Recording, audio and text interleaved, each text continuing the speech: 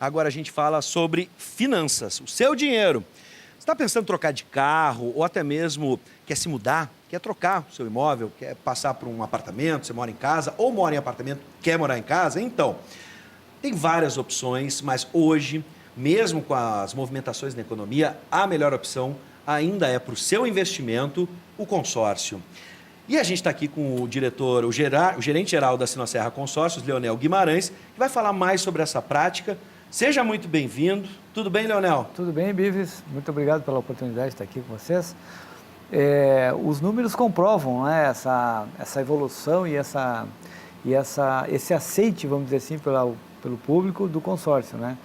Comparando, os números ainda não estão fechados de 2017, mas no acumulado até novembro, né, em número de cotas já se verifica um aumento de 7%, né, em comparação com o ano de 2016, e em valores, né, chega a 26%. Né, Nossa. em valores negociados de crédito. Acompanhando, né? uma tendência que a gente vem percebendo desde 2016. E um detalhe, né, que o que está puxando mais esse aumento é o segmento de imóveis. Né? Sim. Só no segmento de imóveis, o aumento foi de 34%. Então, isso mostra que esse espaço, né, de crescimento que o consórcio tem nesse segmento de imóvel, ele está se materializando. Sim. Né? O que me leva a crer, se a gente for refletir, durante muito tempo, por exemplo, no caso dos automóveis, a gente tinha o leasing, né, o pessoal fazia o financiamento, mas com as mudanças na economia, e a gente sabe, não vá se iludir aí com a queda de taxa de juros feita pelo Banco Central, a taxa Selic, porque isso demora muito para repassar até o consumidor. Em que as pessoas começaram, o consórcio ele já está aí há muito tempo, mas parece que as pessoas voltaram ou estudaram de novo uma pedagogia da economia ali e viram que o consórcio é a real alternativa para uma compra planejada, diferente do financiamento, que a gente vai pagar muito mais no final das contas o valor, por exemplo, de um automóvel. No quesito financiamento, a taxa Selic é um dos componentes, né, que fazem com que as instituições financeiras atribuam um percentual para cada tipo de operação. Sim. Né?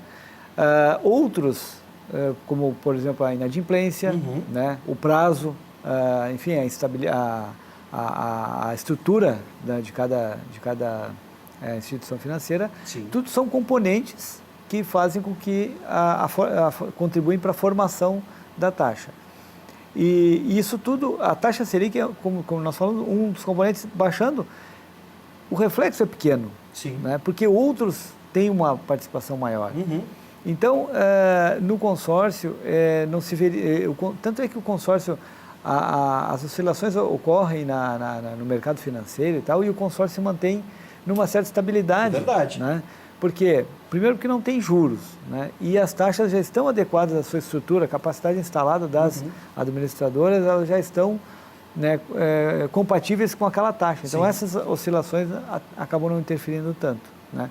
E outro detalhe é que a conjuntura está fazendo com que isso aconteça. Ou seja, hoje, a inflação sendo medida a 2,9%, 3% ao ano, faz com que o orçamento das famílias também fiquem estabilizados. Ou seja, os aumentos, por exemplo, salariais, eles acabam também sendo muito contidos. Né? E aí a forma de quê? De procurar a melhor forma de adequar o seu orçamento aos seus planos, ao seu planejamento. Né? Então, a forma de aquisição de patrimônio, que é o consórcio, ela se torna muito interessante por isso. Sim. Porque os orçamentos estão muito apertados, né, das famílias, mas ao mesmo tempo eles precisam evoluir, precisam aumentar o seu patrimônio, trocar o carro, comprar o seu apartamento ou trocar o apartamento, enfim. E aí o consórcio surge como uma boa opção. Eu tenho percebido isso na população em geral, uma educação financeira bem mais aprimorada, e a gente pode ver que as pessoas, em primeiro lugar, planeja a sua compra. Não seja uma compra de impulso. Você vai planejar essa compra e o consórcio te possibilita isso. E por que eu digo planejamento? Até porque você pode mudar o planejamento. Você pode entrar pensando, por exemplo, num tipo de imóvel ou num tipo de automóvel E dura, apenas, a gente vai fazer uma simulação para você entender melhor, mas é apenas uma referência. Por exemplo, eu entrei numa cota de um grupo que fala sobre o Onix, por exemplo.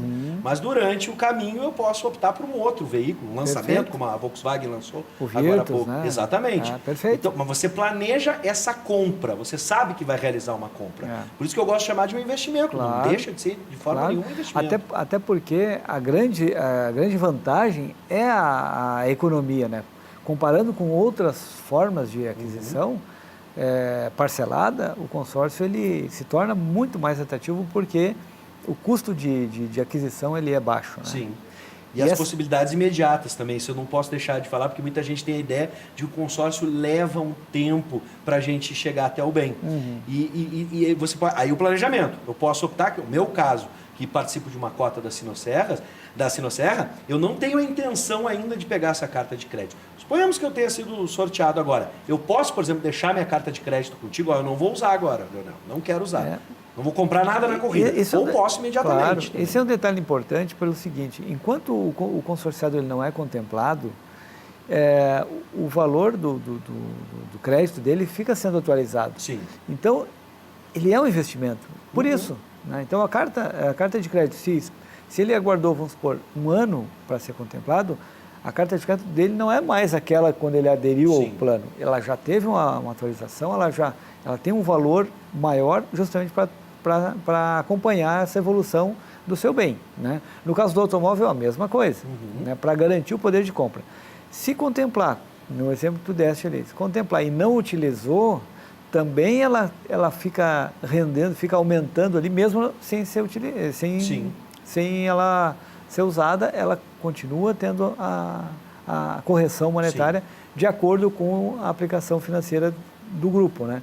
Então, não deixa de ser um investimento, né? Claro. E um investimento interessante porque, aparecendo a oportunidade de compra, o valor está ali disponível, é só ir lá, acionar administradores, aquele crédito que eu tenho, eu quero usar nesse imóvel aqui. E se você tem guardado em alguma aplicação algum tipo de recurso que você usaria numa entrada para automóvel, e as entradas são bem salgadas, mais de 50% do veículo, para você iniciar o financiamento, você pode dar de lance. E aí, automaticamente, né, dando lance, Isso. São duas opções de lance. Isso, você tem o lance livre, que é aquele lance que é o maior ofertado, né, e o lance fixo, que é um percentual de lance que gira em torno de 25%, 30%, dependendo do grupo, onde todos os ofertantes entram num sorteio, né, ou pelo bingo, no caso ali de alguns grupos, ou por aproximação da cota contemplada na Loteria Federal, né?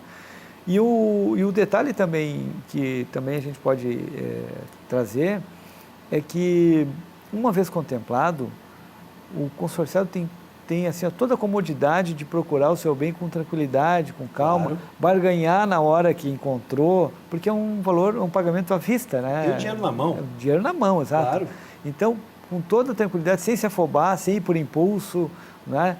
E tem muita gente que acaba fazendo bons negócios, excelentes negócios nessa calma, digamos assim, de fazer o negócio. E uma das coisas que você percebeu na nossa conversa é que realmente tivemos um crescimento na área de imóveis. Muita gente associa consórcio ao automóvel. Isso. Vamos fazer uma simulação de imóveis hoje, e o Leonel tocou numa parte muito importante, o seu poder de negociação. Muitas pessoas, Leonel, imaginam, pode ser para imóvel novo e pode ser para imóvel usado. Sim, sim. Você aí tem acompanhado, vamos fazer um valor aí de 200 mil, aproximado, 250 mil, dá para comprar um bom apartamento.